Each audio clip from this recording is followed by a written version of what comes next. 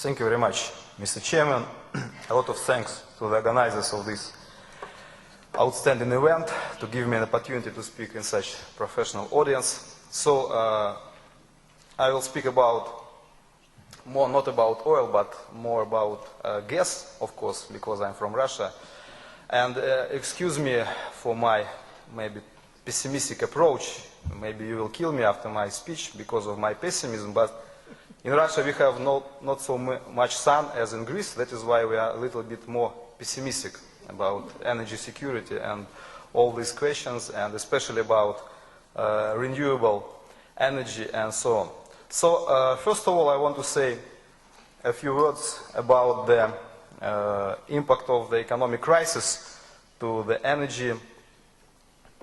And in my opinion, it's a very important question because if we want to understand what will be with energy consumption, we must understand what will be the impact of economic crisis. Because I remember in 2007, 2008, there were a lot of forecasts of the future gas and oil consumption in the European Union made by Italian, Germany, and other big energy companies, and you can see a huge amount of increasing of fossil fuel consumption. Now the main question is what will be with this forecast, and what will be the real level of consumption in European Union, not of course during this year and not of course during maybe in 2010, because in 2009 we see the serious decline in oil consumption and more serious decline in gas consumption. Of course, it's not good news for Russia, and you will see the figures of the decline of Russian gas export during the first 4 months of this year. But the main question is that it's only the short-term respite, so a pause for European Union, or it's the beginning of the serious trend, and we really see the beginning of this trend. I mean the decline in fossil fuel consumption, maybe with the help of crisis, and plus all these ideas of renewable energy. Maybe it's possible for European Union, or maybe it's possible for the world to see the new energy era. In my opinion, I'm not so optimistic in this question, and there are 3 main arguments for the position that economic crisis is only the short-term respite and not the beginning of the serious trend.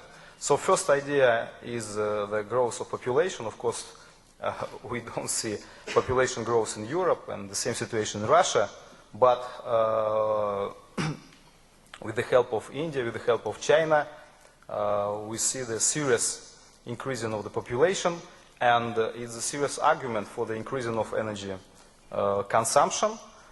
And if we will see the increasing of energy consumption, of course, it means the increasing also the consumption of fossil fuel, because during the next 15 or 20 years, there will be no serious revolution in energy. Of course, there will be the increasing of consumption of renewables, but I don't think that it can really change the situation. And we see during the previous presentation the share of renewables in energy balance in the world. That's very good figures. So another argument is the reducing of investment to upstream, because the logic is very simple.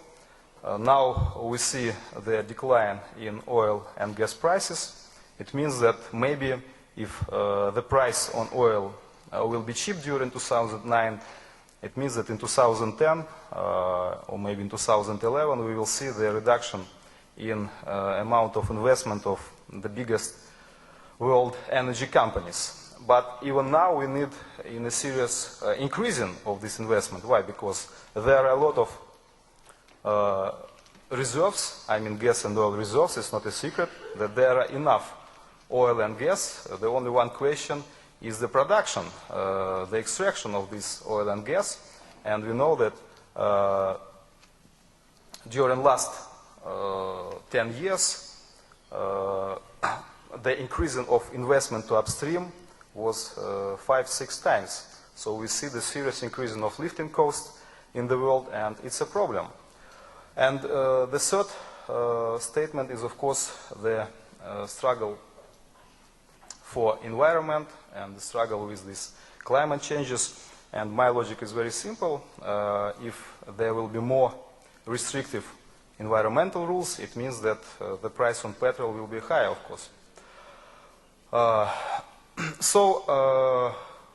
We see the serious changes in the situation. In 2008, Russia and other suppliers, we were very happy because of the prices. This year, maybe European Union will be more happy, but the main question is who will be happy in 2015. And you see the figures of gas production and oil production in Russia during this year. The figures, they are really dangerous for Russia. For example, during the first quarter, the decline of gas production in Russia was approximately 15%. And during first 4 months of this year, the decline of gas exports from Russia was more than 50%. With oil, the situation is more comfortable, but also we see the decline more than 1% during the first 3 months of this year. I told about this problem, so enough oil and gas reserves, but we see the combination of two factors, the depletion of main world fields and the increasing of lifting costs in green fields. You were speaking about shale or sand oil in Canada. So typically oil companies, they are speaking that these projects can be profitable at the price level approximately $75 per 1 barrel. So that is why if the price will be less than $70 or $60, of course, in 2010, there will be not enough money to invest to greenfields. That is why in 2015, it can be much more dangerous situation for the consumers of fossil fuel.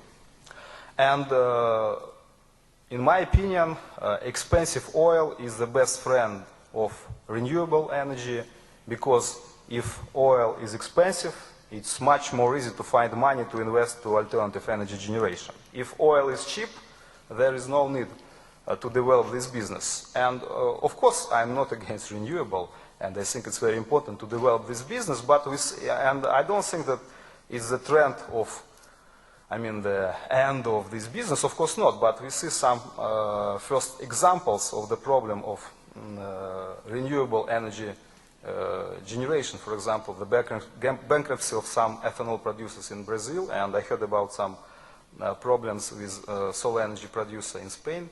So, of course, it's only small examples, but of course, it's much more easy to develop renewable energy generation in the situation with high oil prices.